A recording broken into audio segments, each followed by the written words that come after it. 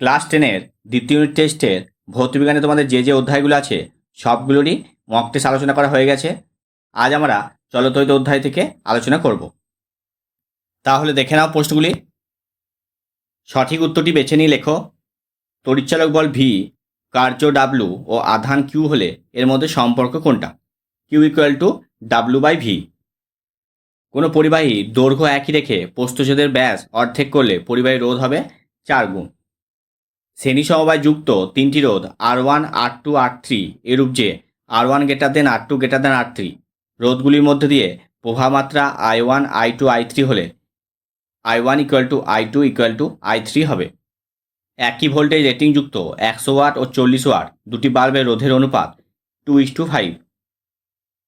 যে যন্ত্রের সাহায্যে এসিকে ডিসিতে পরিবর্তিত করা হয় সেটি হলো রেকটিফায়ার। এরপর হচ্ছে 2-এর দাগের প্রশ্ন দেখে নাও। 240 ভোল্ট 60 ওয়াট ও 240 ভোল্ট 100 ওয়াট রেটিংয়ের দুটি বাতিকে শ্রেণী সমবায় যুক্ত করা হলে কোন বাতিটি অধিকতর উজ্জ্বলভাবে জ্বলবে? ডায়নামো ও মোটরের মূল নীতিগত পার্থক্য লেখো। ওহমের সূত্রটি বিবৃতি করো। তড়িৎচালক বল ও বিভবপ্রবাহের মধ্যে একটি সাদৃশ্য ও একটি বৈসাদৃশ্য লেখো। তড়িৎচুম্বকীয় আবেশ সম্পর্কিত ফ্যারাডের সূত্রগুলি লেখো। কোনো পরিবাহী দুই প্রান্তে 10 ভোল্ট বিভব প্রয়োগ করলে 0.1 অ্যাম্পিয়ার তড়িৎ প্রবাহ মাত্রা হয়।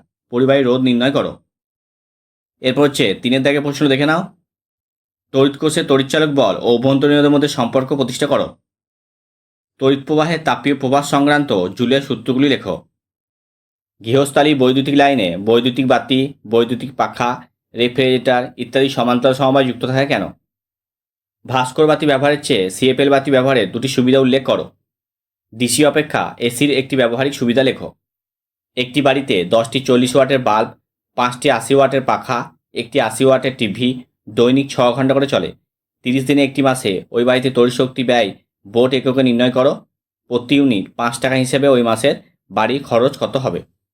10 ওহম, 20 ওহম এবং 30 ওহম রোধকে প্রথমে শ্রেণী সমবায়ে ও পরে সমান্তরাল সমবায়ে যুক্ত করা হলো। দুই ক্ষেত্রে তুল্য রোধের অনুপাত কত?